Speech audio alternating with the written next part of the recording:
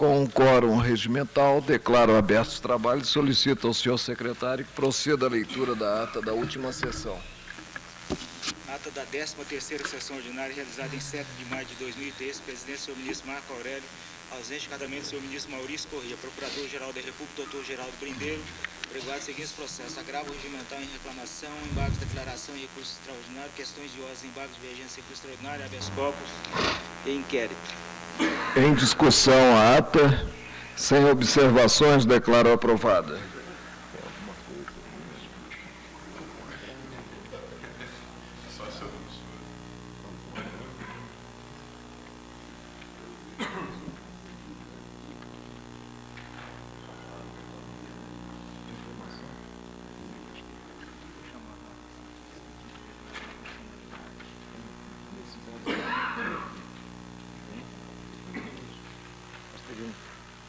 Aqui para eu dar uma olhada, 1225, 1225.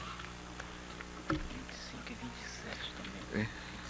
25 e 27, para ver. Aliás, 26. 25, 1226. Deixa eu ver aqui.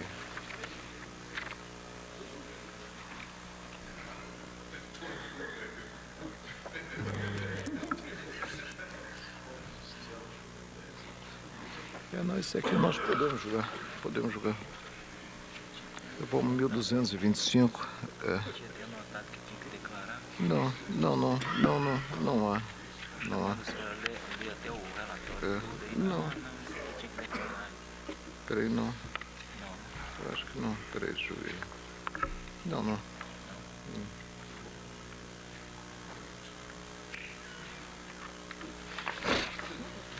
Podemos fazer o pregão, né?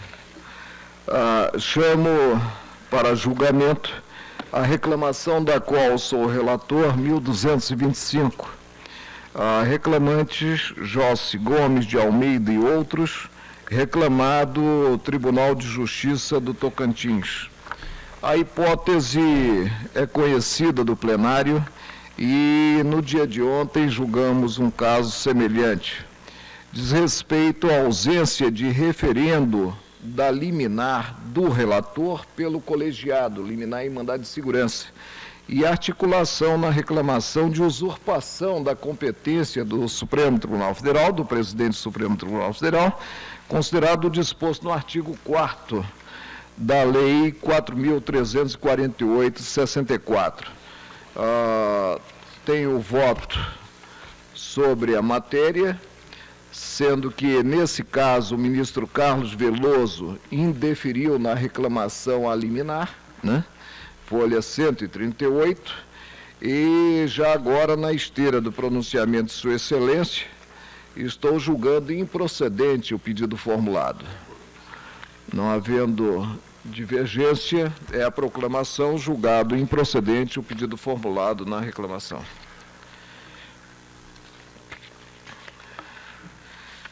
Matéria idêntica, nós temos, né, na reclamação 1226, também de Tocantins, reclamantes Elaine, Marciano Pires e outros, e reclamado o Tribunal de Justiça do Estado de Tocantins. E reafirmo o convencimento e creio que posso proclamar que o tribunal julga improcedente o pedido formulado na reclamação, decisão unânime.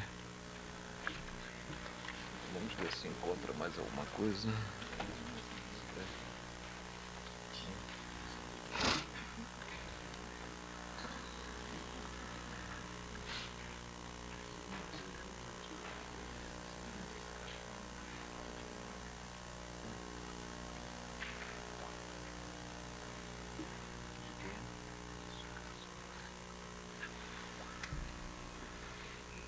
Saindo ainda do forno aqui, que é a impressora, a papeleta para fazer o pregão de um processo de Vossa Excelência, né?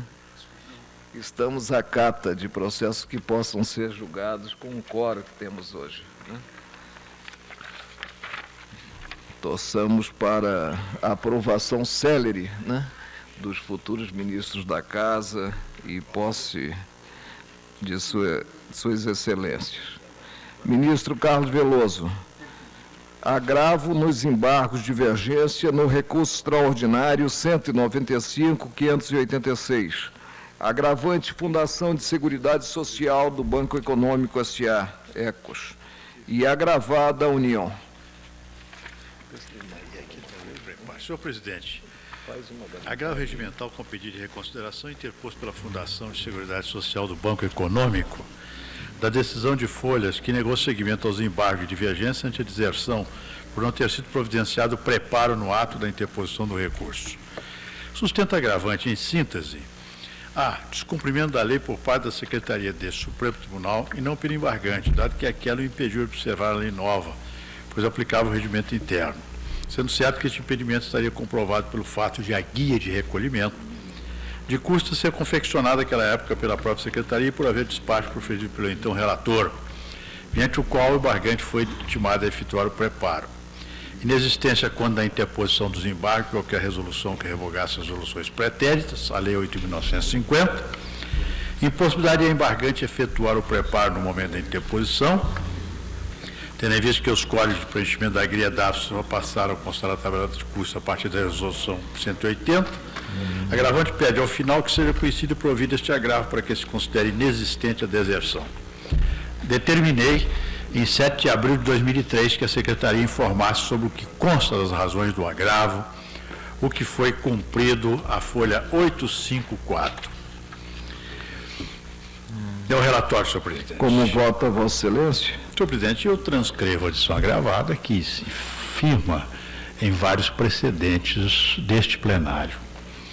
E digo o seguinte: a decisão de estar-se a ver assenta-se em decisão em entendimento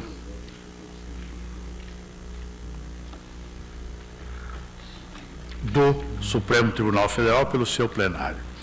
Tendo em vista a alegação de que a Secretaria do Tribunal é que teria impedido a hora agravante de efetuar o preparo no ato da interposição do recurso, mandei que a repartição informasse a respeito.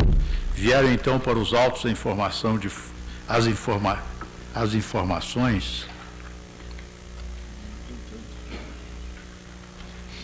de folha 854. Então transcrevo e digo o seguinte: ficou claro das informações que a Secretaria procedia na forma do disposto nos artigos 59 e 335, parágrafo 2º do Regimento Interno. Todavia, tinha ela o cuidado de informar, aspas, aos advogados que essa matéria, preparo, encontrava-se pendente de apreciação pelo plenário desta Corte. Diante dessa situação, muitos, por iniciativa própria, preferiam efetuar o pagamento das custas no ato da interposição do recurso. É dizer, senhor presidente, a Secretaria, ao contrário do alegado, não impedia que o preparo se fizesse na forma do artigo 511, redação da Lei 8.950. Ao contrário, informava que a matéria estava pendente de apreciação pelo plenário. Muitos recorrentes, então, não quiseram correr o risco de terem os seus recursos declarados desertos e efetuar o preparo no ato da interposição de seus recursos. Ninguém pode se excusar do cumprimento da lei sob a alegação de que não a conhecia. No caso, nem isso poderia ser base para o não cumprimento da norma processual do preparo, dado que a Secretaria tinha o cuidado de informar ao recorrente que a matéria estava pendente de apreciação pelo plenário. E muitos preferiram fazer o preparo no momento da interposição do recurso. Do exposto, nego o provimento ao agravo. Ministro Gilmar Mendes, ministro Ellen Grace, ministro Nelson Jobim, ministro Maurício Corrêa, ministro Sepúlveda Pertence, desprovido o agravo, decisão unânime. Ministro Carlos Veloso, Vossa Excelência é relator do agravo nos embargos de divergência, nos embargos declaratórios, no recurso extraordinário 191.022. E Monte, Indústrias Químicas Limitada, agravante, agravado a Federação dos Trabalhadores nas Indústrias Químicas e Farmacêuticas do Estado de São Paulo. É questão idêntica, senhor presidente. Vossa Excelência está desprovendo o agravo, Exato. Posso proclamar? Pode proclamar. Desprovido o agravo, decisão unânime.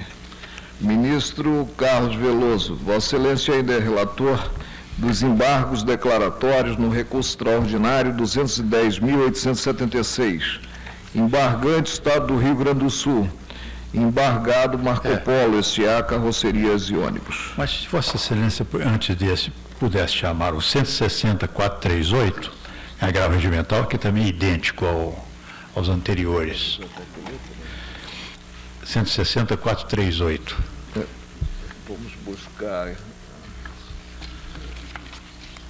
a papeleta.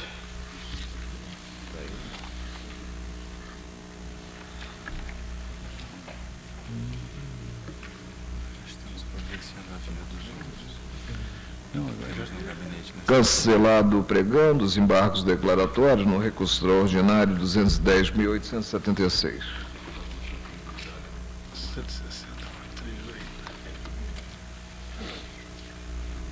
Acharam? Agravo nos embargos de divergência no recurso extraordinário 160.438. Agravante José Martins de Souza e outros. E agravado Estado do Ceará. Decisão idêntica, senhor presidente. Proclamo que o tribunal, a uma só voz, desprover o agravo. Agora, você pode repetir os voz embargos do de relator. declaração. O 210, Sim.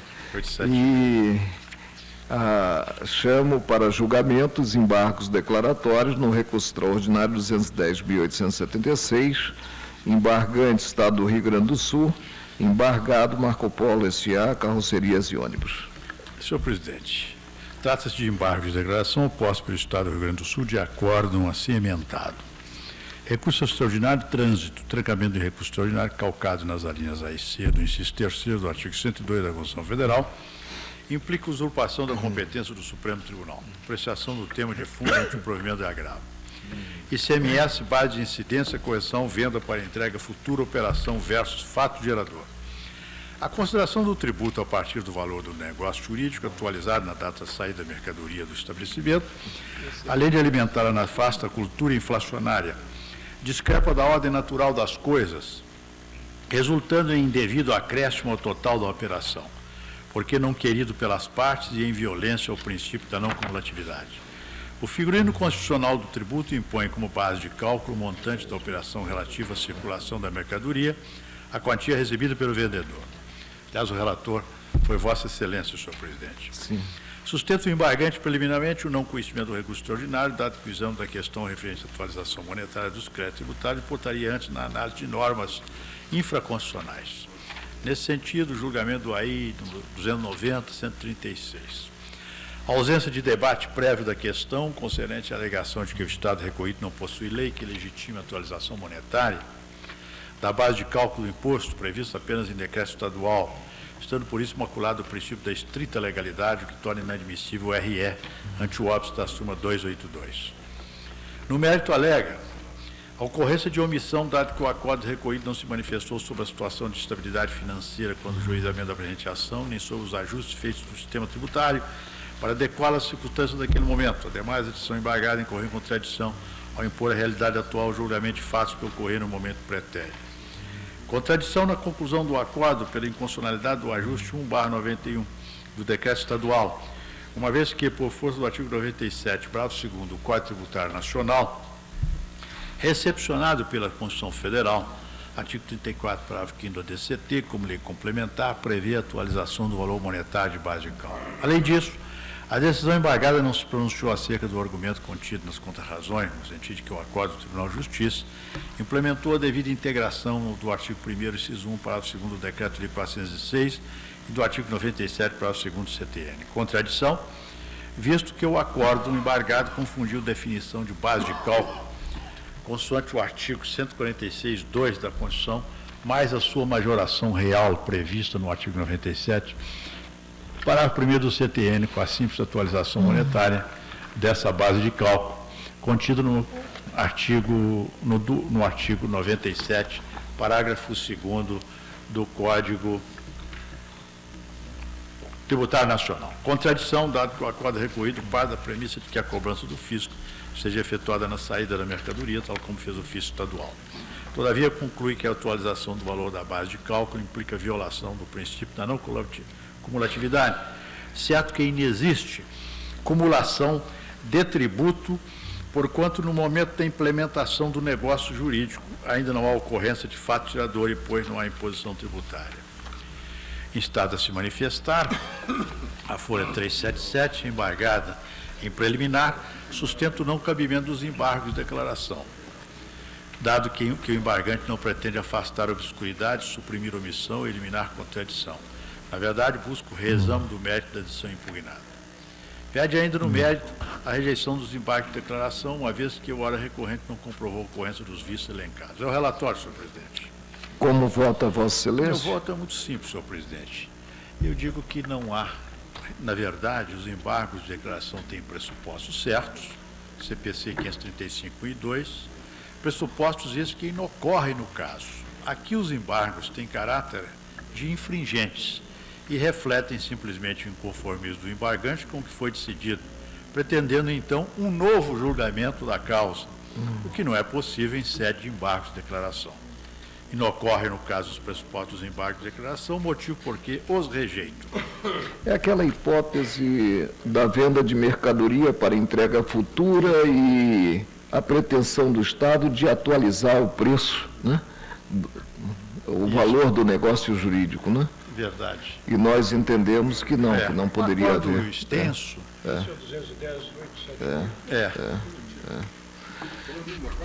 Ministro, 210.876. é interessante, essa é uma matéria nova, né? E não houve divergência, né? Foi unânime. Não, acordo unânime. Unânime do plenário. Sim. Ministro Gilmar Mendes, ministro Ellen Grace, ministro Nelson Jobim, ministro Maurício Correia, ministro Celso de Mello, Ministério Público da Pertence, desprovidos os declaratórios, decisão unânime.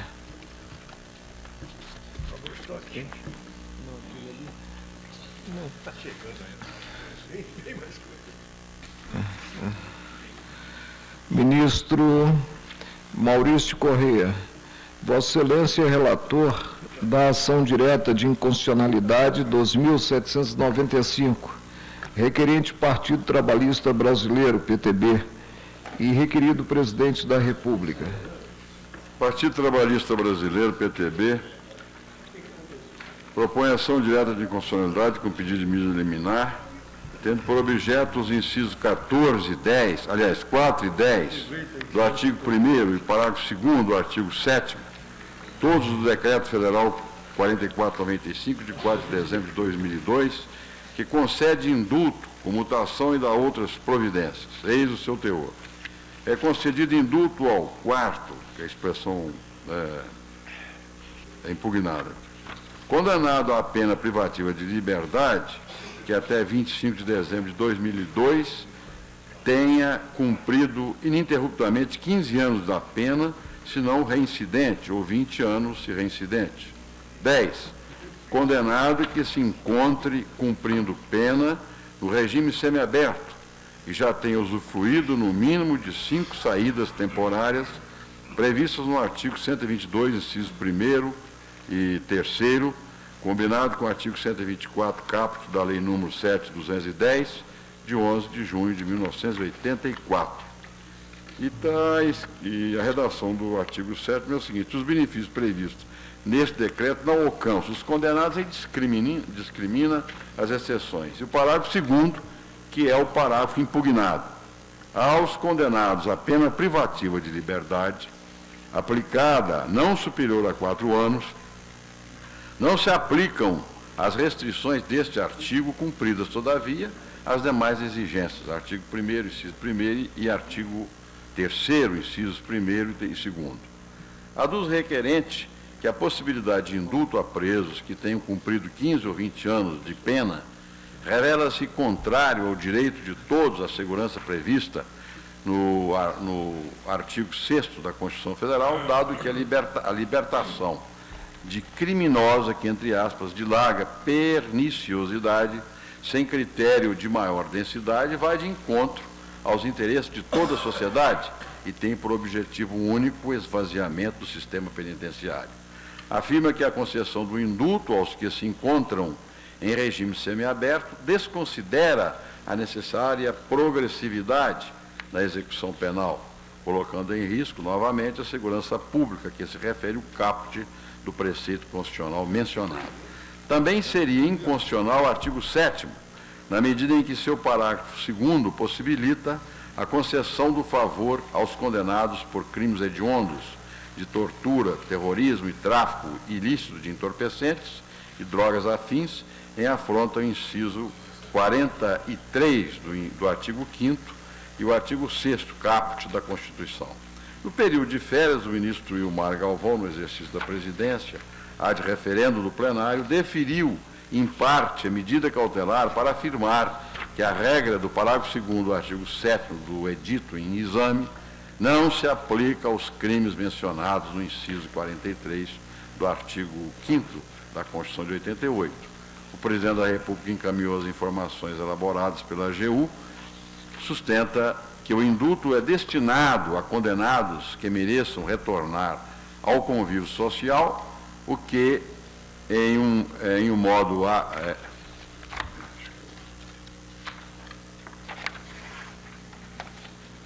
social, o que em um dado momento há de ocorrer, não podendo nesses termos significar ameaça à segurança social. Afirma ainda que o decreto não autoriza a concessão do benefício com relação aos apenados submetidos às restrições previstas no inciso 43 do artigo 5º da Constituição, sendo tal interpretação fruto de equívoco na leitura do artigo 7º da norma em causa e o relatório. Como vota Vossa Excelência? Tenho por irretocável a decisão objeto deste referendo. Com efeito, afiguram-se desrazoadas as alegações de que a concessão de indultos a presos que cumpriram mais de 15 anos de pena ou que estejam em regime semiaberto representa ameaça à segurança pública. Como se sabe, o tradicional indulto natalino traduz-se em cumprimento à competência constitucional reservada ao presidente da República, que encontra limite apenas na vedação do artigo 5º, 43 da Constituição Federal, razão pela qual não pode o ato ser considerado contrário à garantia social de segurança. O indulto, modalidade de graça, como elementar, insere-se no exercício do poder discricionário de clemência que detém o chefe do Poder Executivo, a evidenciar instrumento de política criminal colocado à disposição do Estado para a reinserção e ressocialização dos condenados, os quais a ele fazem jus, segundo a convivência e oportunidade das autoridades competentes. Inaceitável pretender dessa forma que haja colisão entre o caput do artigo 6º e o inciso 12 do artigo 84 da Constituição. A hipotética e subjetiva alegação de ameaça à segurança da sociedade não pode fundamentar limitação inexistente ao parâmetro constitucional que, como dito, restringe-se por parte do chefe do Poder Executivo apenas em relação aos crimes hediondos de tortura, tráfico de drogas e terrorismo. Por outro lado, é oportuno salientar que o decreto estabelece diversas condições para que o condenado possa obter o benefício, como não ter sofrido sanção disciplinar por falta grave e não estar sendo processado por outro crime praticado com violência ou ameaça grave contra a pessoa ou por aqueles descritos no artigo 7º do decreto, artigo 3º, inciso 1º e 2º. Tais requisitos, por outro lado, são analisados e aferidos pelo juiz da execução penal, inexistindo a hipótese de libertação desmedida de presos perigosos, como pretende fazer crer o requerente. De igual modo, não procede a alegação de violação ao artigo 75, caput e 33, parágrafo 2º, ambos do Código Penal. Como se sabe, eventual ilegalidade não se resolve no âmbito do controle concentrado de constitucionalidade. Ademais, a concessão de indulto aos que cumpriram mais de 15 anos de pena e aos que estejam no gozo do regime semiaberto, observadas as demais condições fixadas, em nada altera a pena máxima de 30 anos prevista no ordenamento penal brasileiro, ou mesmo a regra de progressividade de regimes de cumprimento penal. Finalmente, com relação ao parágrafo 2º do artigo 7º, não há dúvida que a sua redação pode, em princípio, gerar eventual interpretação capaz de permitir a concessão do indulto aos condenados por crimes hediondos, de tortura, terrorismo ou tráfico ilícito de entorpecentes e drogas afim, desde que suas penas não ultrapassem 4 anos, situação que viola o inciso 43 do artigo 5º da Carta Federal, conforme reiteradas manifestações desta Corte. Malgrado o caput do artigo 7º e seus incisos 1º e 2º fixarem a regra geral de impossibilidade o benefício estender-se aos que cometeram tais delitos, contudo, a redação do parágrafo 2º pode gerar alguma perplexidade no que tange aos condenados que cumprem penas inferiores a 4 anos de prisão, o que pode induzir a preocupação exposta na inicial. Desta forma, ainda que não tenha sido essa a menos do ato impugnado, ou não seja essa a melhor exegese de seu comando, como afirmam a Advocacia Geral da União e a Consultoria Jurídica do Ministério da Justiça, e da mesma forma parece indicar a exposição de motivos que o inspirou, urge que se sanem quaisquer dúvidas para assegurar a correta e adequada aplicação da indulgência príncipes, segundo os preceitos constitucionais que regem a espécie. Ante essas circunstâncias, meu voto é no sentido de referendar a cautelar deferida, para, sem redução de texto, dar interpretação conforme a Constituição Federal ao parágrafo 2º do artigo 7º do Decreto 44/95, de 4/12 de 2002, de tal sorte que suas disposições não se aplicam aos crimes mencionados no inciso 43 do artigo 5º da Constituição Federal. É o voto. Os colegas estão de acordo? Mandando embora. O película embora seja. Em alcançar com indulto os condenados pelos hediondíssimos crimes hediondos, eu estou de acordo. Proclamo que o Tribunal referenda a liminar deferida pelo ministro Ilmar Galvão nos termos do voto do relator.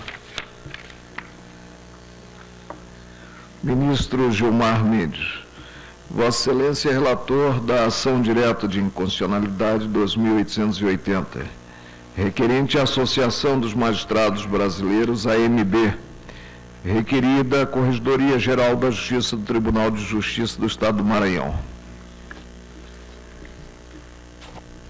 Senhor presidente, a apresentação direta proposta pela Associação dos Magistrados Brasileiros tem por objeto o artigo 49 do Código de Normas, criado pelo provimento número 4, 99, da Corregedoria Geral da Justiça do Tribunal de Justiça do Estado do Maranhão, que assim dispõe. É obrigatória a presença dos juízes nas respectivas comarcas durante todos os dias da semana, devendo permanecer no fórum nos horários de expediente fixados pelo Tribunal de Justiça, só podendo se ausentar com expressa autorização do presidente do Tribunal de Justiça. Nos casos de urgência, o magistrado deve comunicar seu afastamento logo que possível. Não se considera afastamento, para efeitos deste artigo, o deslocamento necessário, rápido e eventual do juiz pelas comarcas contíguas. A fiscalização do disposto neste artigo será efetivada através de contato telefônico, visita ou inspeção, independentemente de prévio aviso em qualquer dia e horário. Constatada a ausência do juiz, o corregedor-geral ou os juízes corregedores deixarão comunicado para que, no prazo de 48 horas, justifique pessoalmente por escrito os motivos do afastamento. No entendimento do requerente, o referido ato normativo diz respeito ao artigo 93 da Constituição, que reserva a matéria à lei complementar. Artigo 93 da Constituição. Lei complementar, de iniciativa do Supremo Tribunal Federal, disporá sobre o Estatuto da Magistratura. Quanto à possibilidade desta ação direta ser conhecida, invoca o precedente firmado na AD 1503 da relatoria do ministro Maurício Correia, em que a Corte, diante da impugnação à norma do regimento interno do Tribunal de Justiça do Rio de Janeiro, concluiu pela viabilidade da ação direta para examinar a correção de dispositivo de regimento interno que, inovando, teria disciplinado matéria reservada pela Constituição à lei complementar. Quanto ao mérito, invoca precedente firmado na ADIM 2753, da relatoria do ministro Carlos Veloso, em que o tribunal declarou a inconstitucionalidade do dispositivo de regimento interno do Conselho Superior da Magistratura do Estado do Ceará, que também exigia autorização formal para o juiz se ausentar da comarca. Solicita seja concedida medida cautelar para a suspensão imediata da eficácia do artigo 49, parágrafo do Código de Normas, criado pelo provimento número 4 da Corregedoria Geral da Justiça do Tribunal de Justiça do Estado do Maranhão e, por fim, a declaração de inconstitucionalidade da referida disposição normativa. É o relatório. Como vota Vossa Excelência? De início, considero cabível a ação direta nos termos do precedente firmado na ADIM 1503. Quanto ao mérito, em julgamento recente, ADIM 2753, relator ministro Carlos Veloso, decisão unânime, esta Corte firmou entendimento no sentido de que, ao dispor sobre matéria reservada à lei complementar, artigo 93.7 da Constituição, o regimento interno do Conselho Superior da Magistratura do Ceará, ao impor restrição à liberdade de locomoção dos magistrados pela necessidade de autorização para que juízes residentes nas comarcas e circunscrições judiciais do Estado pudessem se ausentar, incorreu em inconstitucionalidade formal, uma vez tratasse de matéria própria do Estatuto da Magistratura. Trata-se, no caso, de matéria semelhante para a qual a fundamentação acolhida pela Corte na referida ADIM 2753 e nas ADIMs 841 e 1422, por exemplo, estaria a justificar a suspensão imediata da eficácia do ato normativo. Assim, meu voto é para que se defira a liminar, suspendendo-se até a decisão final da ação a eficácia do artigo 49 e parágrafos do Código de Normas criado pelo provimento número 9 de 99 da Corregedoria Geral da Justiça do Tribunal de Justiça do Estado do Maranhão. Ministra Ellen Grace, ministro Maurício Correia, ministro Carlos Veloso, ministro Celso de Mello, ministro da República da Pertença, também acompanha o relator, deferida a liminar para suspender até julgamento final da ADIM a eficácia do artigo 49 do Código de Normas criado pelo provimento número 4/99 da Corregedoria Geral da Justiça do Tribunal de Justiça do Estado do Maranhão.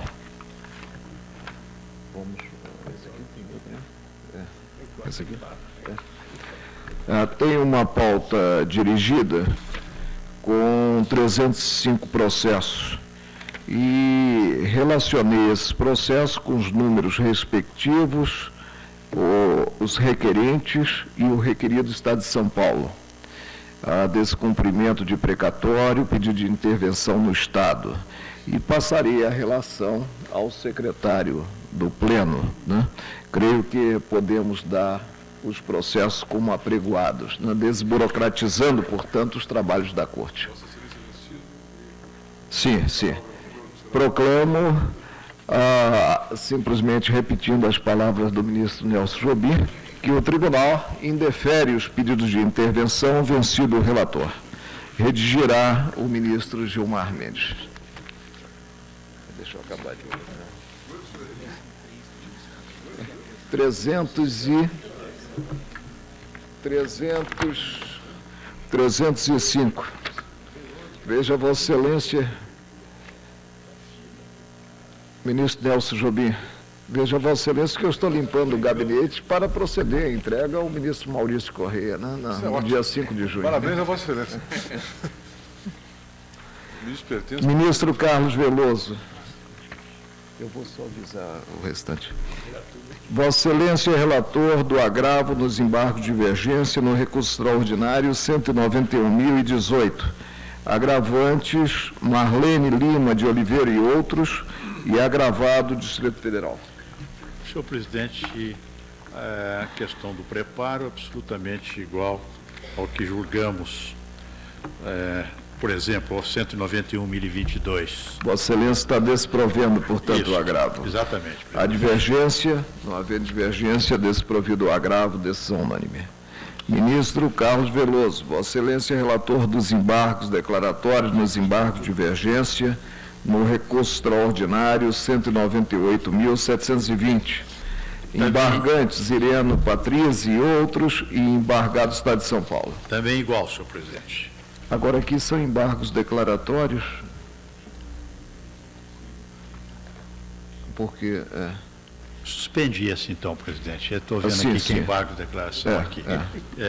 Não, Sim. porque eu vou conhecer como embargo, como agravo, mas É teria que- contra a decisão individual de Vossa Excelência, né? Eu vou conhecer Vossa como Excelência os recebe como agravo regimental. como agravo e desproveu o agravo. A Isso. divergência, não havendo, é a proclamação. O tribunal recebeu os embargos declaratórios como agravo e o desproveu. Esse aqui já foi julgado, né? Não. Ministro, Vossa Excelência ainda é relator do agravo nos embargos de divergência, nos embargos declaratórios, no recurso extraordinário 200.168. É bem idêntico, senhor presidente. Desprovejo o agravo. Hipótese de deserção, né? Isso, exatamente. Proclamo que o tribunal, por unanimidade, desproveu o agravo. Ministro Maurício Correia, Vossa Excelência é relator da ação direta de inconstitucionalidade 2738. Requerente Partido da Social Democracia Brasileira, PSDB. Requerida Assembleia Legislativa do Estado da Paraíba. Presidente, a questão me parece simples, mas eu inicio relatórios, se for o caso, chegaremos até o fim. Partido Social Democrático Brasileiro, PSDB, propõe ação direta do parágrafo 5º do artigo 23 da Constituição do Estado da Paraíba, cujo teor é o seguinte: prefeito eleito será substituído nos casos de impedimento, licença, ausência e afastamento e sucedido no de vaga pelo vice-prefeito na forma que a lei indicar. Parágrafo 5º. A remuneração do prefeito corresponderá à metade do valor mensal da remuneração paga ao prefeito. Assevera o requerente. A remuneração de quem? A remuneração do vice-prefeito. Eu falei vice-presidente? Falou Sim, prefeito. a remuneração do vice-prefeito corresponderá à metade do valor mensal da remuneração paga ao prefeito. Vossa Excelência temos pode ir ao jurisprudência. voto. Hein? Pode ir ao voto. Pode ser o voto, né? Como visto, a Constituição do Estado, em seu artigo 23, parágrafo 5º, fixou a remuneração dos vice-prefeitos dos municípios locais em 50% do valor devido aos respectivos prefeitos. Claro está que o legislador constituinte estadual extrapolou os limites da sua competência, invadindo matéria expressamente reservada ao próprio município, ao fixar contraprestação pecuniária devida aos seus agentes políticos. A Constituição Federal, em sua redação original e agora ratificado pela Emenda Constitucional 1998, sempre otorgou ao município de forma expressa a atribuição exclusiva de fixar a remuneração devida ao seu prefeito e vice-prefeito como expressão de sua autonomia. Assim sendo, revela-se inaceitável a limitação imposta pela Constituição do Estado aos seus municípios. A autonomia outorgada aos estados para se auto-organizarem não é ampla e restrita, estando sujeita a limites impostos pela própria Constituição. É certo que, da mesma forma como o Estado deve sujeitar-se aos postulados federais, os municípios subordinam-se não só a esses, mas também aos princípios fixados na Constituição do respectivo Estado-membro. Esta sujeição, no entanto, encontra limite de abrangência nas questões de competência estadual, não podendo avançar para atingir matéria pertinente ao exclusivo interesse local, em especial quando a Constituição Federal expressamente reconhece tratar-se de tema afeto à competência do município. Conforme leciona José Afonso da Silva, as normas constitucionais instituidoras da autonomia dirigem-se diretamente aos municípios a partir da Constituição Federal, que lhes dá o poder de auto-organização e o conteúdo básico de suas leis orgânicas e de suas competências exclusivas, comuns e suplementares. Isso significa que a ingerência dos estados nos assuntos municipais ficou limitada aos aspectos estritamente indicados na Constituição Federal. A propósito, sobre essa questão específica de fixação de subsídio do chefe do Poder Executivo Municipal, por norma inscrita na Constituição Estadual, assim decidiu o Tribunal. Prefeito e vice-prefeito, subsídios critérios de fixação impostos por norma constitucional do Estado, violação do artigo 29, 5º da Constituição Federal, inconstitucionalidade, a DIN 2.112, pertence DJ de 28 de junho de 2002.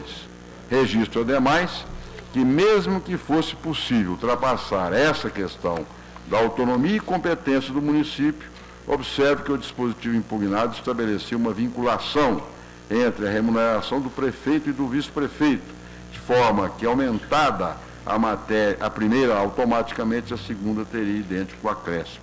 Essa espécie de vinculação é expressamente vedada pela Constituição Federal em seu artigo 37, inciso 13, o que também implica a inconstitucionalidade material da norma. Ante essas circunstâncias, julgo procedente a ação para declarar a inconstitucionalidade do parágrafo 5º do artigo 23 da Constituição do Estado da Paraíba. Os colegas estão de acordo? Julgado procedente o pedido formulado na inicial e declarada, em consequência, a inconstitucionalidade do parágrafo 5º do artigo 23 da Constituição do Estado da Paraíba. Decisão unânime.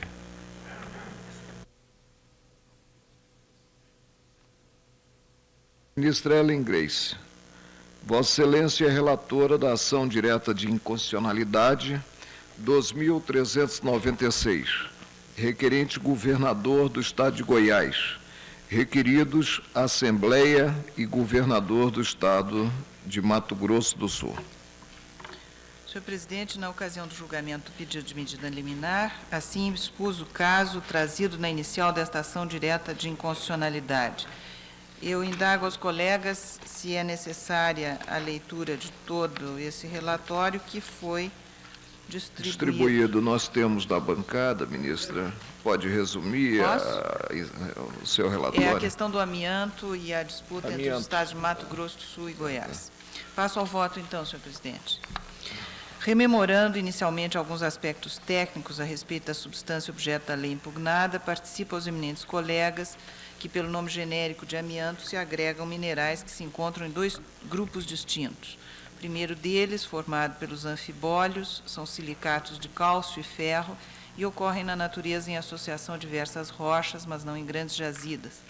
O outro conjunto, conhecido como crisotila, é formado por um silicato de magnésio extraído em grandes depósitos naturais, como o situado no município de Minaçu, norte do estado de Goiás, explorado atualmente por uma empresa sediada no país mediante a concessão da União.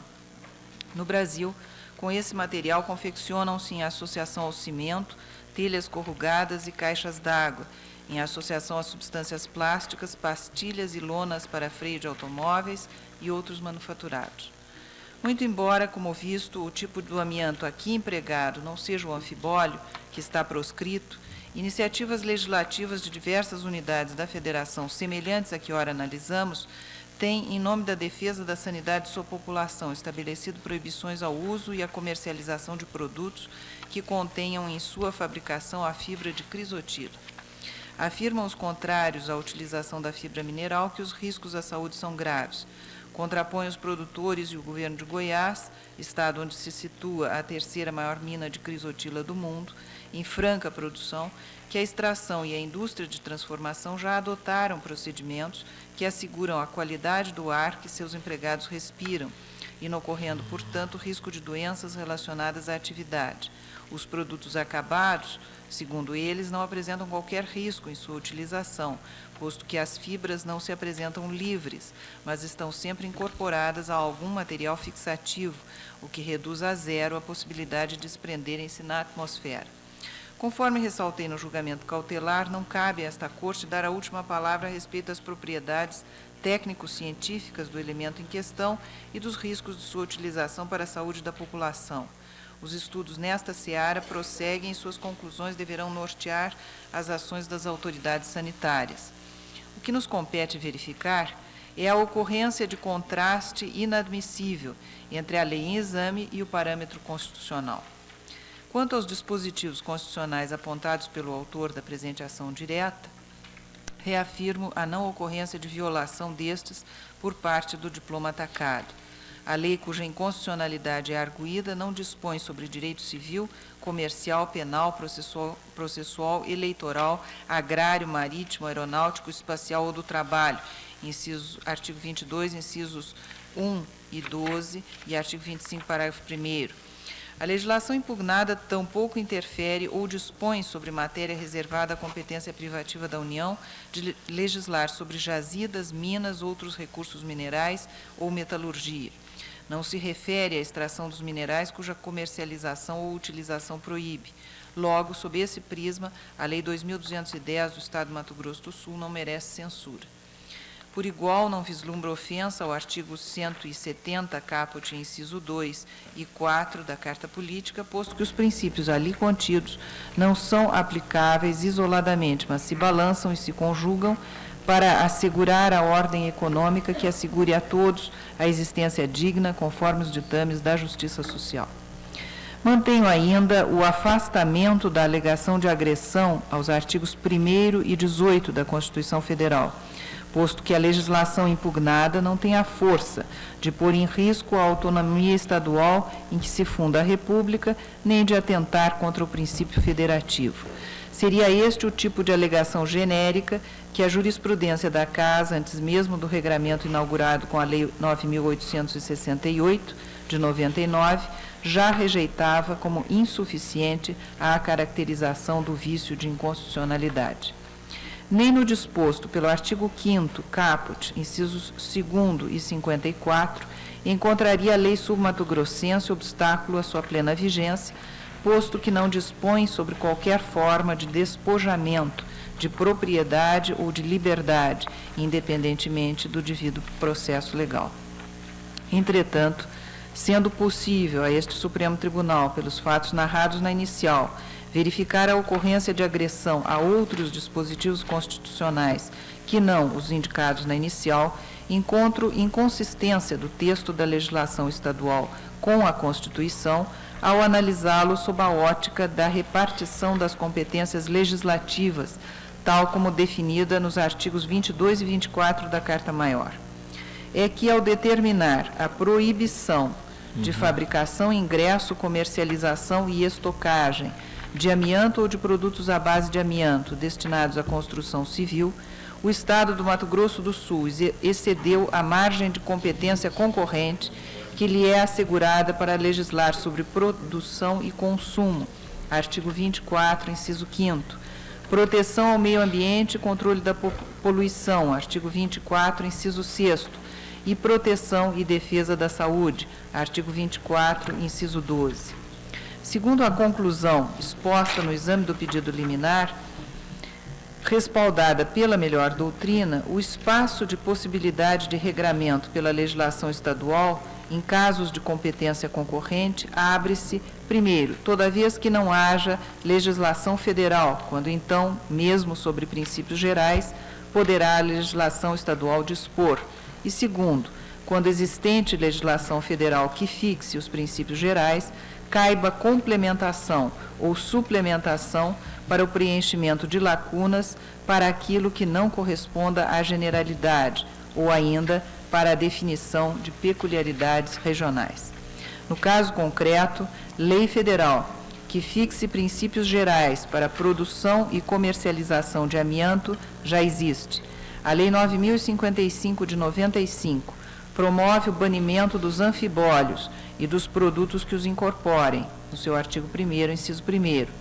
Proíbe a pulverização de todos os tipos de fibras, no seu artigo 1º, inciso 2º, e a venda a granel de fibras em pó, inciso 3º, mas, expressamente, permite, nos seus termos, a extração, industrialização, utilização e comercialização da crisotila, artigo 2º. Além disso, reconhece insalubridade na manipulação e determina medidas preventivas, com expressa remissão à legislação de segurança, higiene e medicina do trabalho, aos acordos internacionais firmados pelo Brasil e aos acordos assinados entre os sindicatos dos trabalhadores e os seus empregadores.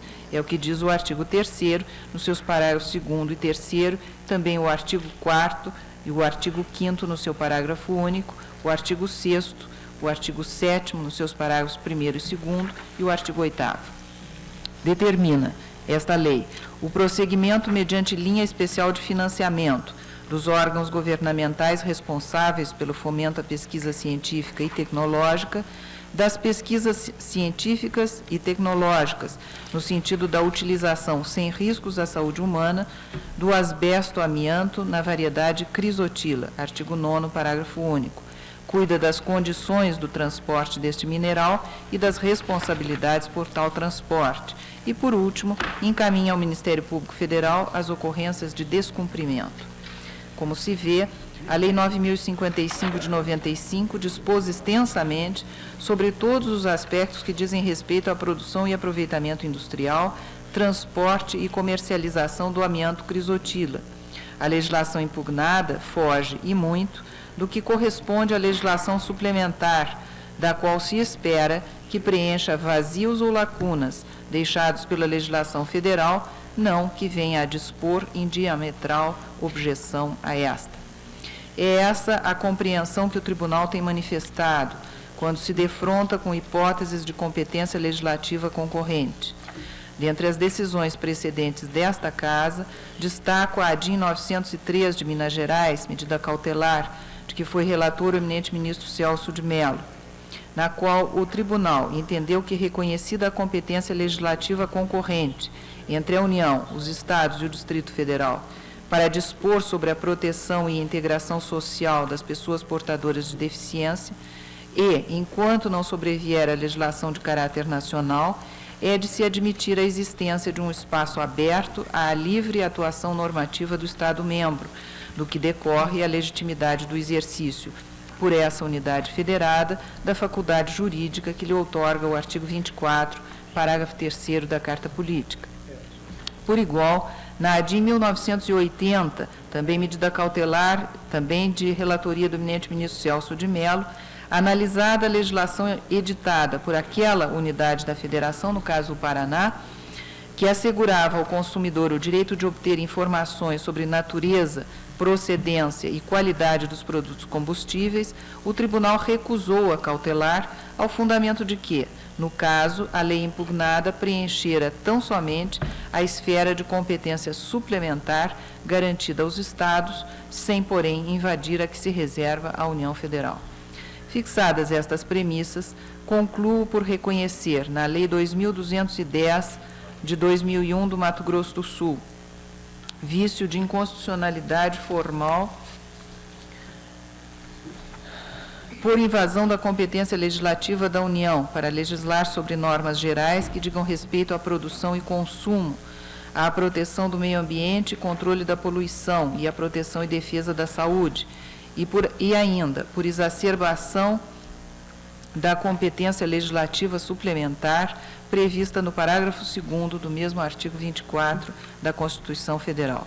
Desta forma, senhor presidente, julgo parcialmente procedente o pedido para declarar a inconstitucionalidade do artigo 1º, seus parágrafos 1º, 2º e 3º, do artigo 2º, do artigo 3º e parágrafos 1º e 2º, e do parágrafo único do artigo 5º, todos da Lei nº 2.210, de 2001, do Estado do Mato Grosso do Sul, mantendo, por serem constitucionais, conforme analisado no julgamento liminar, o artigo 4º, que dispõe o Estado no estrito âmbito da sua competência concorrente, bem como o caput do artigo 5º, o artigo 6º e o artigo 7º da mesma lei. Ou seja, estou reproduzindo, senhor presidente, a mesma decisão, basicamente, que o julgamento adotamos ocorrido quando do exame liminar do pedido de concessão de liminar, né? Ministro Gilmar Mendes, ministro Nelson Jobim, ministro Maurício Correia, ministro Carlos Veloso, ministro Celso de Mello. Senhor presidente,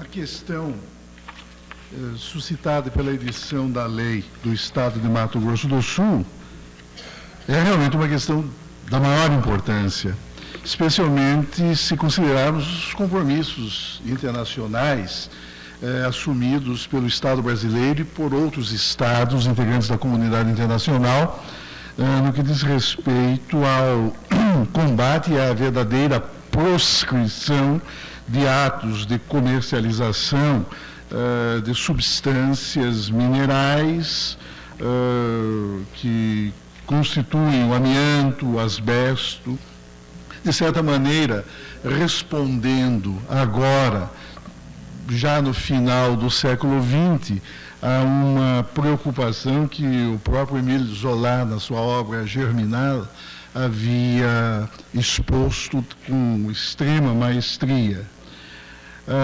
Compreendo as razões que levam o Estado de Mato Grosso do Sul a editar esse ato legislativo, invocando para esse efeito, com a finalidade de buscar legitimação para o ato em causa, as regras da Constituição que dão competência concorrente, partilhada entre os Estados-membros e a União, em tema de proteção e defesa da saúde e em matéria de preservação do meio ambiente. Eu estou de pleno acordo com as premissas do douto voto da eminente ministra relatora e não vejo como realmente delas extrair outra conclusão. No entanto, conforta-me o fato de saber, tal como relatado por Sua Excelência, que a União Federal editou lei, exatamente a Lei 9.055 de 95, que de modo mais amplo, porque em âmbito nacional, busca implementar essas medidas que a própria comunidade internacional vem tentando banir, com o claro objetivo de viabilizar a proteção e a defesa da saúde, e notadamente da saúde de trabalhadores que manipulam essas substâncias minerais. Só com essas considerações que eu queria registrar, senhor presidente, eu acompanho o douto voto da eminente ministra relatora. Ministro Sepúlveda pertence. De acordo. Ministra Helen Grace, eu só tenho uma dúvida quanto ao critério de arrastamento, né? Isso no tocante à subsistência do artigo 4º, do artigo 5º, parágrafo único, 6º e 7º. Eu ainda fiquei, né, imaginando a eficácia do artigo 4º, no que prevê que o Poder Executivo deverá adotar medidas visando o controle de segurança, higiene e medicina do trabalho e também medidas visando a proteção da saúde do trabalhador que tenha exercido no passado, né? O ministro Celso de Mello, ele alude à legislação federal sobre o tema e especialmente quanto à higiene e medicina do trabalho, né? Que também aí o termo estaria na órbita da própria União. O artigo 5º versa a regulamentação da lei, que aí não teria, né, mais razão de ser esse artigo, né, já que nós... Entendeu a Corte, se eu bem recordo naquele momento, que essas medidas propostas no artigo 4º, elas poderiam ainda seguir vigorando. Quem sabe isso que nós mantivemos, o artigo 4º. Eu recordo que essa preocupação de Vossa Excelência agora foi também trazida na ocasião anterior e o plenário preferiu manter esses dispositivos, de modo que eu segui a mesma pauta. Eu acompanho os colegas quanto aos artigos glosados, ou seja, quanto ao artigo 1º, parágrafos, o artigo 2º, o artigo 3º e também um parágrafo único do artigo 5º, né? E penso vênia para ir além no tocante aos demais.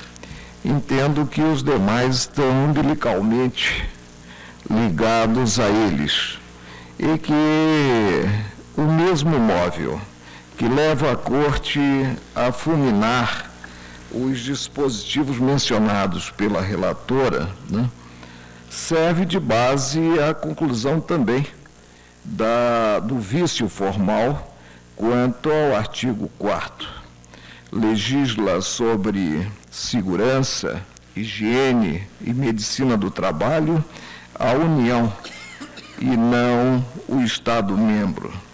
E, no tocante ao artigo 5º, somente imagino regulamentação em relação aos artigos que conflitam, segundo o voto da relatora e convencimento dos colegas, com a Carta da República, tendo-se no artigo 6º a regra de vigência da própria lei e no artigo 7º a regra da revogação tácita. Revogam-se as disposições em contrário. Proclamo que o Tribunal, por unanimidade, declarou a inconstitucionalidade do artigo 1º e parágrafos 1º, 2º e 3º, do artigo 2º, do artigo 3º e parágrafos 1º e 2º, e do parágrafo único do artigo 5º da Lei 2.210, de 5 de janeiro de 2001, concluindo pela harmonia dos artigos 4º, 5º, 6º e 7º, com a Carta da República, o fazendo por maioria vencido o presidente.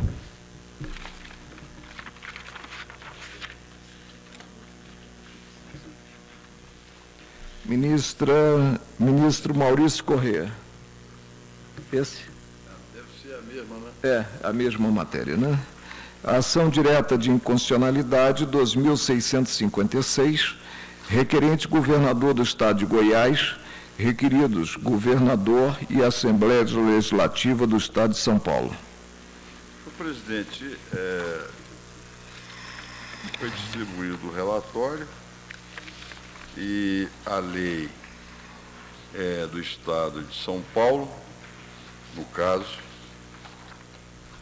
e se assemelha basicamente a que nós acabamos de julgar.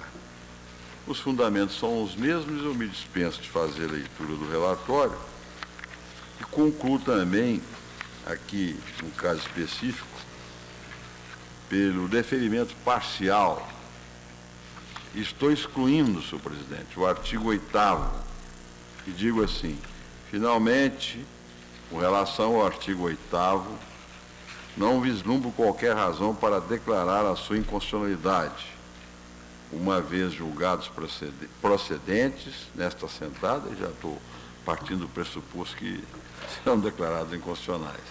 Os preceitos anteriores, diz a disposição, artigo 8º, tanto a desobediência ao disposto nesta lei, como sua inobservância, são consideradas infrações sanitárias e estarão sujeitas às penalidades estabelecidas no título 4º do livro 2º do Código Sanitário do Estado de São Paulo, Lei número 10.083, de 23 de setembro de 1998. Como se vê, o dispositivo apenas remete ao Código Sanitário Paulista a inobservância dos ditames da lei, que a lei não é só essa parte, ela se complementa mais, cujos artigos 6º, 9, 10 e 11, estes últimos aqui não impugnados, remanescem incólumes. Daí porque a minha conclusão é no sentido de julgar procedente, em parte, a ação para declarar a inconstitucionalidade dos artigos 1º, 2º, 3º, 4º, 5º e 7º da Lei 10.813, de 24 de 5 de 01 do Estado de São Paulo. Que além das impugnações feitas, e que constam da parte em negrito que eu distribuí, há ainda o artigo 9º, 10, 11 e Sim. o 12 da lei. E tem o 6º que não foi atacado, quanto a procedimento a ser adotado pelas empresas, né? O respeito às normas técnicas previstas no Código Sanitário. Ministro Gilmar Mendes.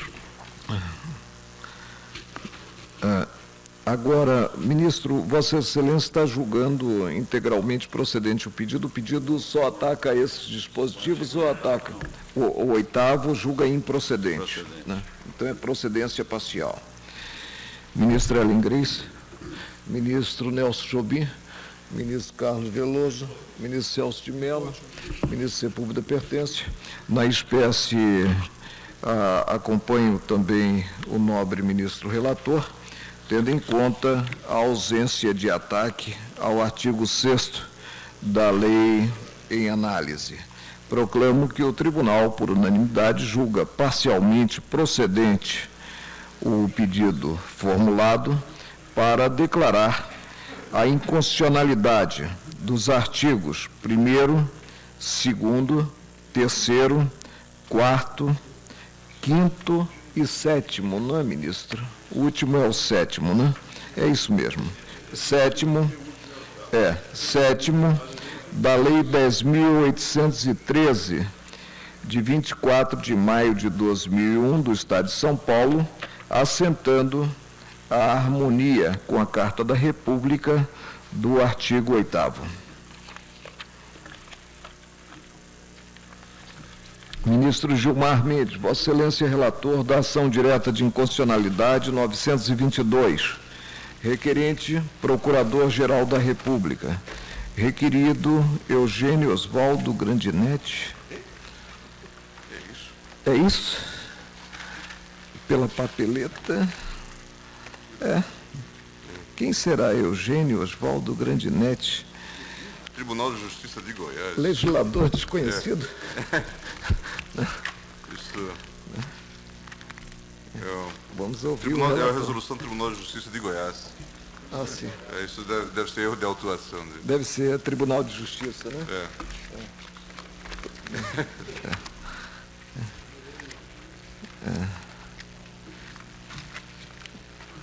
É julgamento final, ministro? Julgamento final.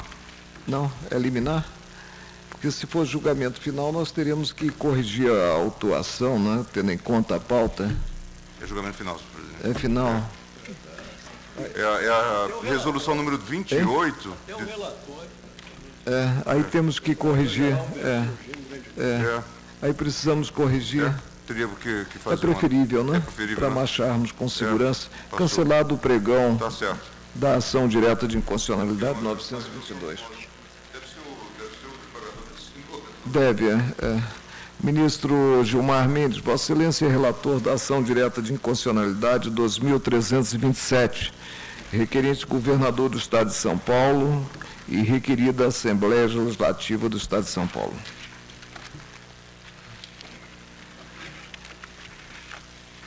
Senhor presidente.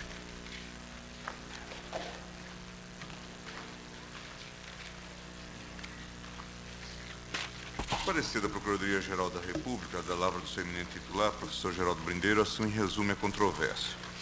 Trata-se de ação direta de inconstitucionalidade com pedido de medida liminar ajuizada pelo governador do Estado de São Paulo com o objetivo de obter a declaração de inconstitucionalidade da Lei 10.307, de 99, daquele Estado, que disciplina a instalação de novos estabelecimentos de comércio de drogas, medicamentos, insumos farmacêuticos e correlatos em cidades com mais de 30 mil habitantes, eis o teor da lei impugnada. A instalação de estabelecimento de comércio de drogas, medicamentos, insumos farmacêuticos e correlatos em cidades com mais de 30 mil habitantes deverá respeitar a distância mínima de um raio de 200 metros com relação a estabelecimentos congêneres já instalados.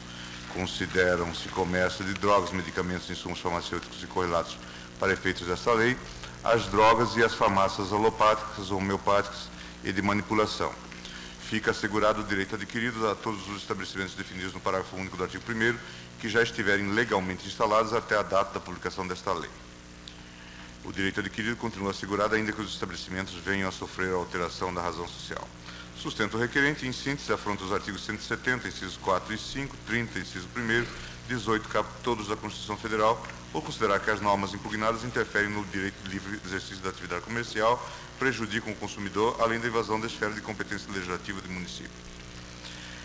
Vossa Excelência, diz ainda o Procurador-Geral, mediante o despacho de folha 37, requisitou as informações da Assembleia Legislativa do Estado de São Paulo, hora requerida, e determinou que fosse dada vista sucessivamente ao Advogado-Geral da União e a esta Procuradoria-Geral. Prestadas as informações e após a manifestação da advogada-geral, vieram os autos à Procuradoria-Geral da República para parecer. O parecer é para que seja declarada a inconstitucionalidade da referida lei, é o relatório. Como vota Vossa Excelência? Senhor presidente, anoto o parecer da Procuradoria-Geral da República.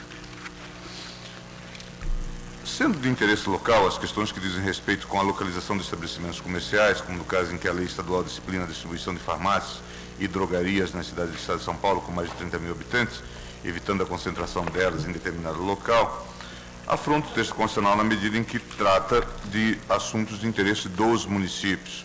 O Estado-membro legisla tendo em vista as suas exigências e as suas peculiaridades locais. Sobra, portanto, ao município não somente a legislação que diz respeito ao interesse local, mas também aquela que suplementa as leis federais e estaduais, sendo, pois, da competência dos municípios legislarem sobre assuntos de interesse local, como é o caso da instalação de estabelecimentos comerciais, patente a inconstitucionalidade formal da Lei 10.307, de 6 de maio de 99, do Estado de São Paulo. Digo eu, tudo está a indicar a evidência do vício formal apontado.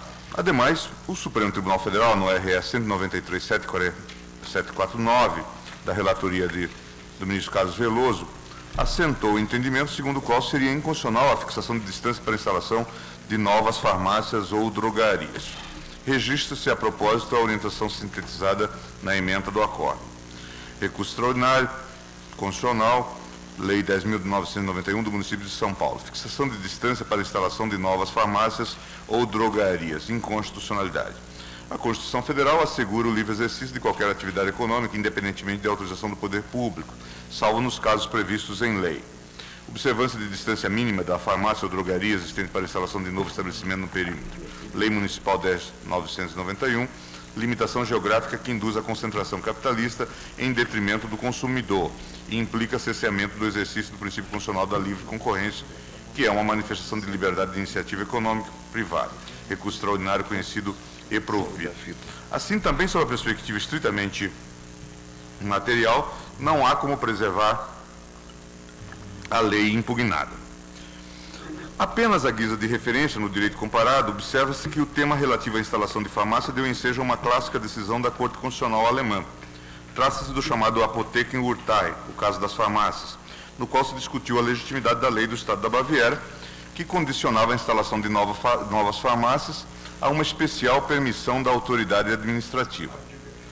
Arguiu-se no processo que a Corte Constitucional não estaria legitimada a proceder ao exame sobre a adequação de uma dada medida legislativa, porquanto ela não estaria em condições de verificar a existência de outro meio igualmente eficaz, e ainda que isto fosse possível, de confirmar se esse exame seria realizável por parte do legislador. A Corte recusou o argumento formal quanto à sua incompetência para proceder à aferição dos fatos legislativos, observando que a Constituição confiou-lhe a guarda dos direitos fundamentais em face do legislador, e que, portanto, se da interpretação desses direitos decorre limitação para o legislador, deve o tribunal dispor de condições para exercer essa fiscalização. Também a questão relativa à liberdade de utilização dos meios igualmente adequados por parte do legislador haveria de levar em conta os planos ou níveis de exigência de proteção dimanados dos próprios direitos fundamentais. Após rigoroso exame sobre o prognóstico do legislador, concluiu a Corte que a liberdade de instalação de farmácias em outros países, com o mesmo estándar civilizatório da Alemanha, não levou a uma efetiva ameaça da saúde pública. Examinou-se, em particular, a situação existente na Suíça, com base nos laudos apresentados pelos peritos designados. Que a liberdade de instalação de farmácias não levaria necessariamente a uma multiplicação ilimitada desses estabelecimentos, porquanto a decisão sobre a sua instalação ou não, tendo em vista os elevados custos financeiros, passa por inevitáveis considerações de ordem econômica e análise de mercado.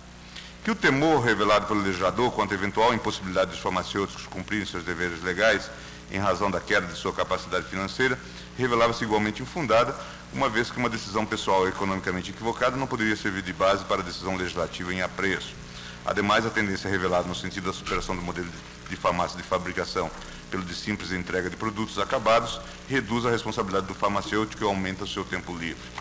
Que a maior procura de medicamentos decorreria, segundo a opinião dos experts, fundamentalmente das mudanças ocorridas nas condições de vida durante a guerra, subnutrição, estresses físico-emocionais, não estando relacionado com a existência de múltiplos locais de venda de produtos farmacêuticos.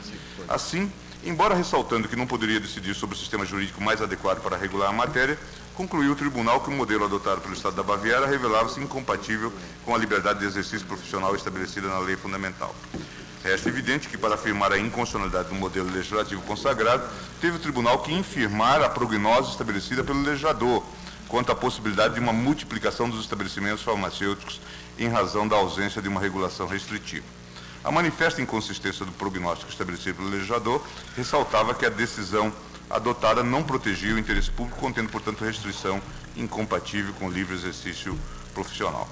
Vê-se assim que, por todos os fundamentos, que, se necessário, o tema também comportaria uma análise à luz do próprio princípio da proporcionalidade.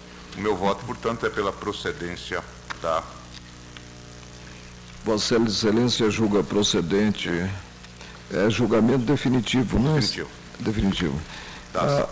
E declara a inconstitucionalidade, portanto, da Lei 10.307 do Estado de São Paulo. Né? Ministro Ellen Grace, ministro Nelson Jobim, ministro Maurício Corrêa, ministro Carlos Veloso, ministro Celso de Mello. Comprometer por hora com a inconstitucionalidade material, que é desnecessário. Atende com E a o própria lei formal. Pelo ministro Gilmar, dos questionamentos a respeito, mostra a complexidade extrema desta afirmação e eu prefiro reservar-me para quando isso for necessário. Eu acompanho Sua Excelência, o ministro Gilmar Mendes, especialmente sob o ângulo do vício formal, salientando mais que a atividade normativa e reguladora do Estado, né, na atividade econômica, pelo que dispõe a própria Carta da República, é de simples planejamento. Não há vinculação absoluta, a não ser quanto ao setor público. Né? Proclamo que o tribunal, por unanimidade, julga procedente o pedido formulado na inicial e declara a inconstitucionalidade da Lei 10.307, de 6 de maio de 1999, do Estado de São Paulo. E como ficariam as nossas farmácias da 102, né? Uma ao lado da outra, né? Grave nessa matéria. Agora, com relação à disciplina do plantão, assim do plantão, nós declaramos a constitucionalidade. para estimular o funcionamento no dia em que é designado um estabelecimento como de plantão, o funcionamento de outros, né, estabelecimentos. Isso era lei estadual? Era lei municipal. Pauta dirigida, número 53, intervenção federal também no Estado de São Paulo, crédito comum, ausência de satisfação.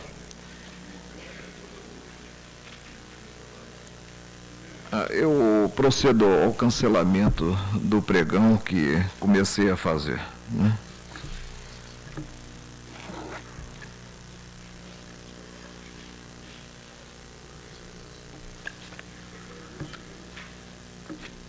Ministro Carlos Veloso, Vossa Excelência é relator da ação direta de inconstitucionalidade 2462, requerente Partido Social Liberal PSL e requerida Assembleia Legislativa do Estado do Rio de Janeiro.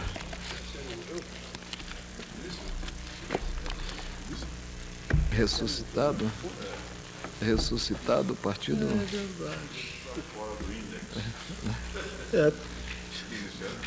Fiz um voto tão longo. Estou verificando que, na Vossa verdade, Excelência retira de pauta? esse é o falecido. De maneira que eu retiro de pauta, senhor presidente, vou despachar. Cancelado o pregão e retirado o processo de pauta. Só se essa atividade. O PL volta.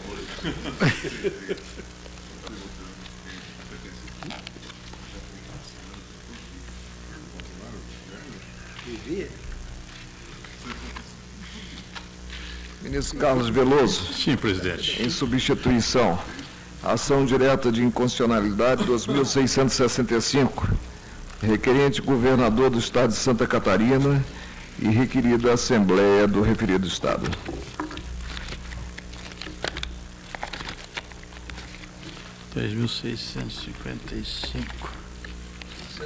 Julgamento final, né? Não, penso que vou achar. Eu não estou achando esse voto. Você poderia Cancelado o pregão. chamar outro, presidente?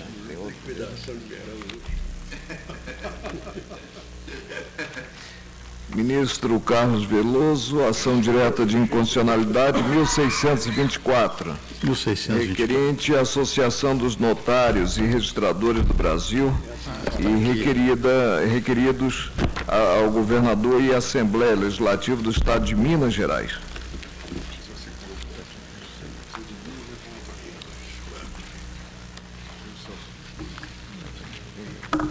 Senhor presidente. O Maurício foi embora. Não, o Maurício está. Ele foi apenas.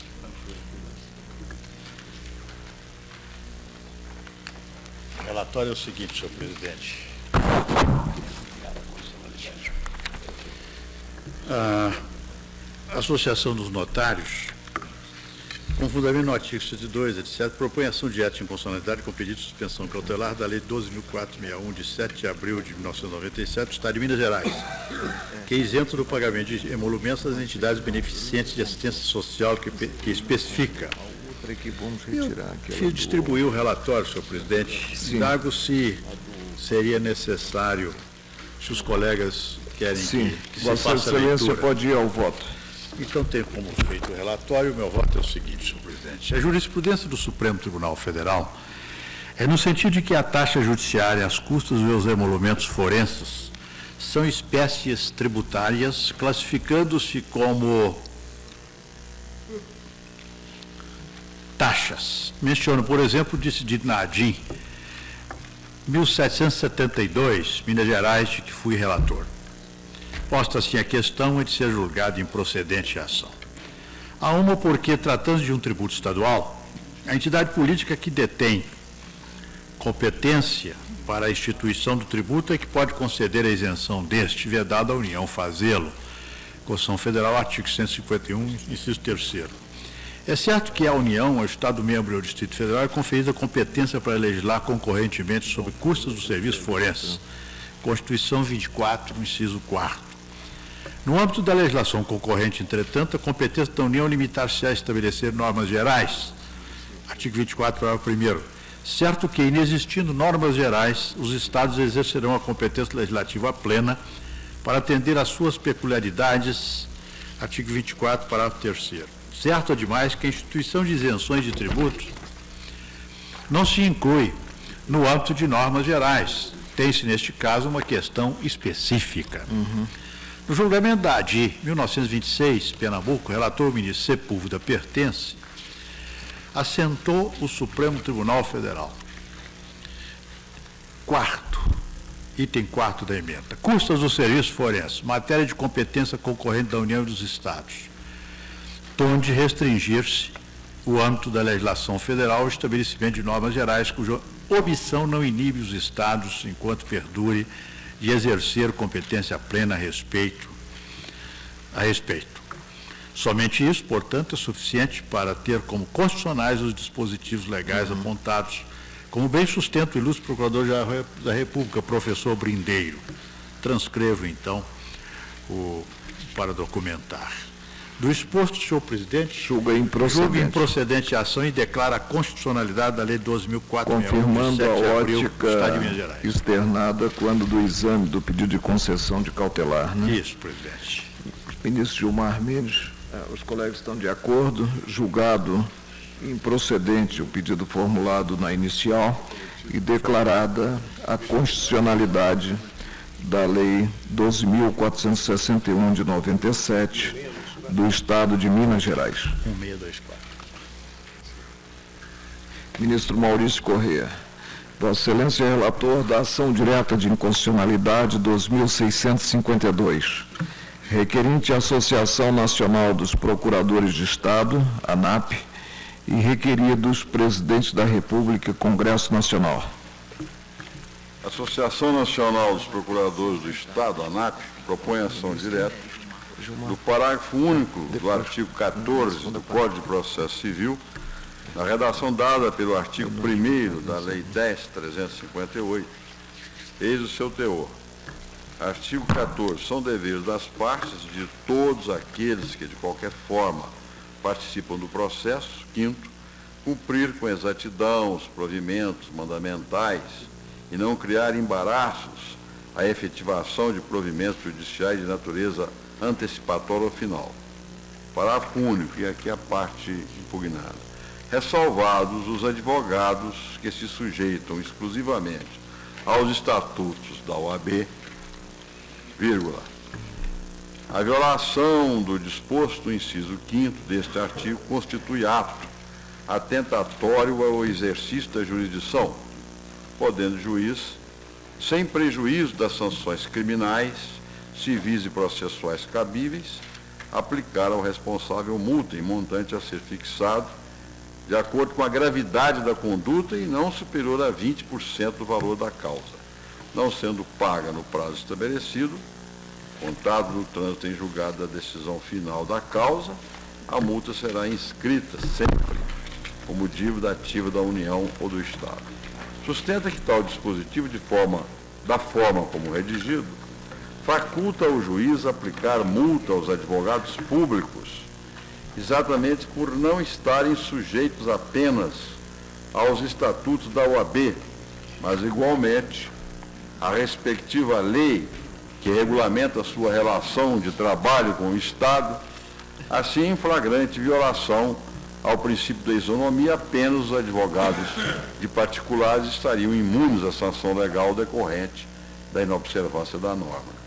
Argumenta que as atividades processuais desempenhadas por advogados de particulares são rigorosamente idênticas àquelas desenvolvidas por procuradores de Estado, nada justificando a discriminação imposta pela lei, de tal sorte que o tratamento jurídico diferenciado existente entre as pessoas de direito público-privado não pode extrapolar o âmbito das partes atingindo seus procuradores. Ademais, as normas que regulam o exercício da advocacia impõem a sujeição dos advogados públicos aos regimes jurídicos e disciplinar do Estatuto da Ordem dos Advogados do Brasil, demonstrando a falta de razoabilidade da diferenciação pretendida pelo dispositivo impugnado.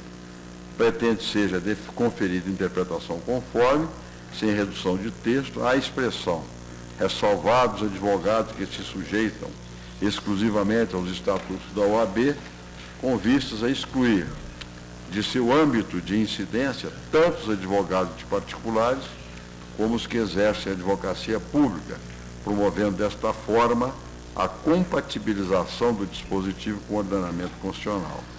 Os requeridos prestaram as informações solicitadas na forma do artigo 12 da Lei 9.868, abre vista sucessiva ao Advogado-Geral da União e ao Procurador-Geral da República. O Advogado-Geral, José Bonifácio Borges de Andrada, manifesta-se pela constitucionalidade do preceito, por entender que a ressalva inicial do parágrafo atacado atinge não apenas os advogados de particulares, mas todos os profissionais da advocacia, atuando no processo como tal.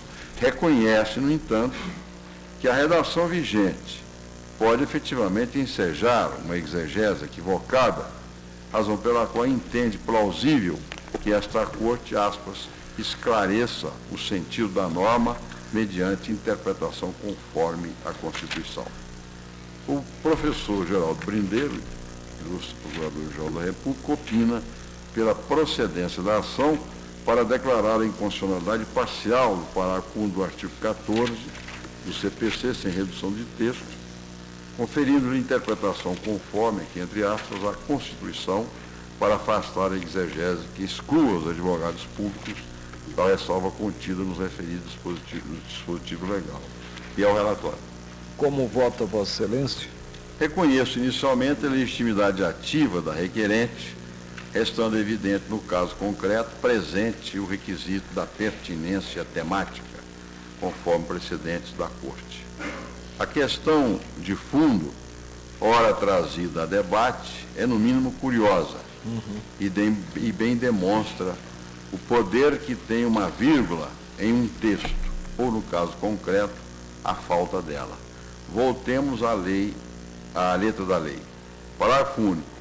Ressalvados os advogados que se sujeitam exclusivamente aos estatutos da OAB, a violação do disposto no inciso 5º deste artigo constitui ato atentatório, e segue aquela redação que eu já li.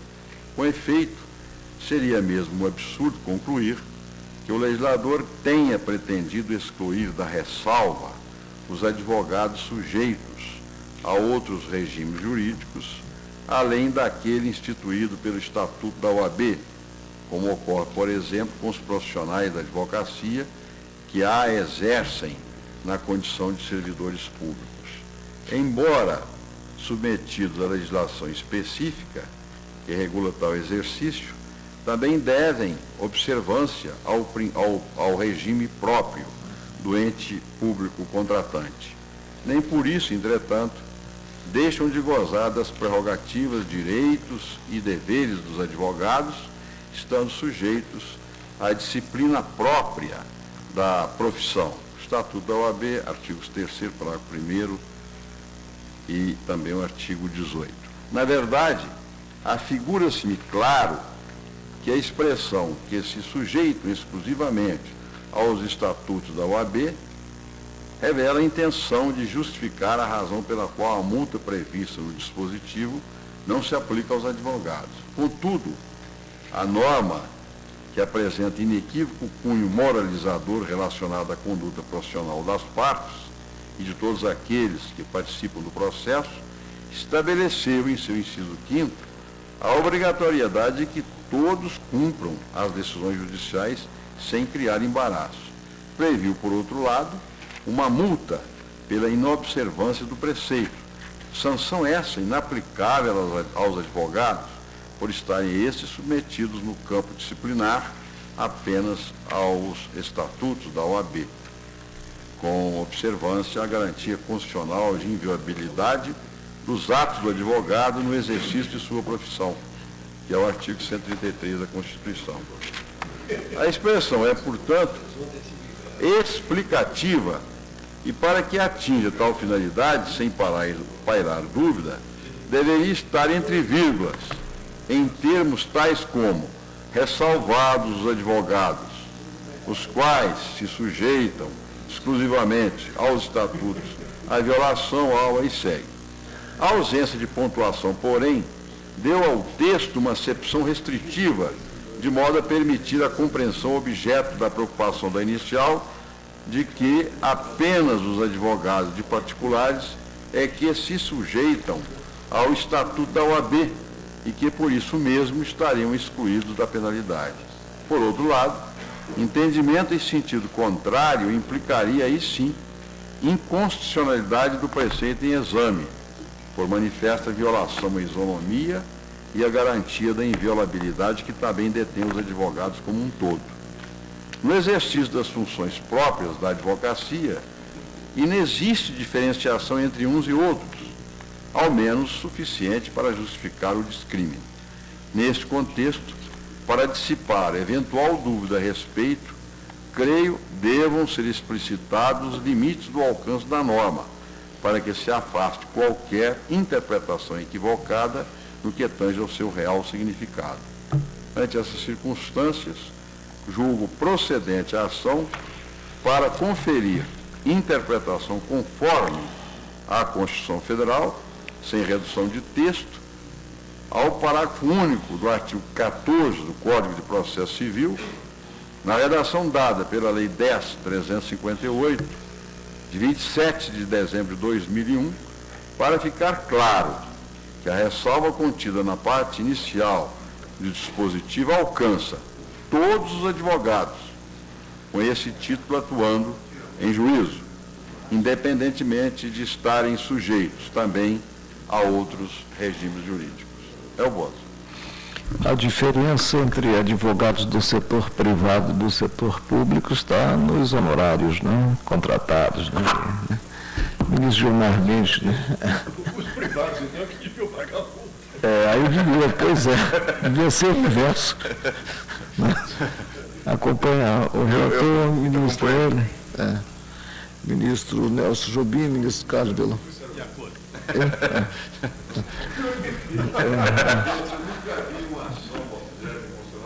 Todo mundo está de acordo. Todo mundo está de acordo aqui. Até o MP? O MP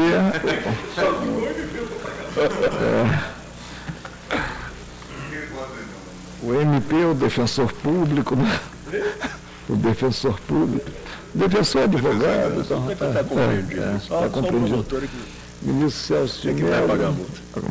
Ministro Celso da Pertence. Ministro Celso, nada a dizer em nome do MP, não?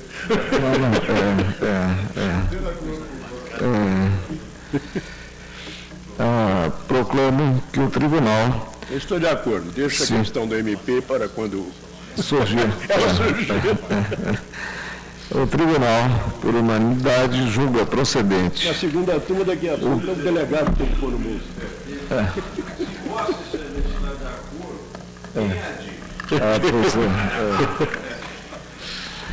Procedente o pedido inicial formulado para, Interessante. sem redução de texto, emprestar as expressões mencionadas no voto do relator e contidas no parágrafo único do artigo 14 do Código de Processo Civil, com a redação imprimida pela Lei 10.358, 27/12 de 2001, interpretação conforme a carta, a abranger advogados do setor privado e do setor público. Mais alguma coisa? Vamos encerrar a sessão, né? E teremos sessão na próxima quarta, né? Com o quórum mínimo. E aguardemos que os colegas tenham os nomes aprovados da forma mais célere, se for. Aprovará ou não. Que haja o crivo, né, quanto aos nomes indicados ao Senado Federal.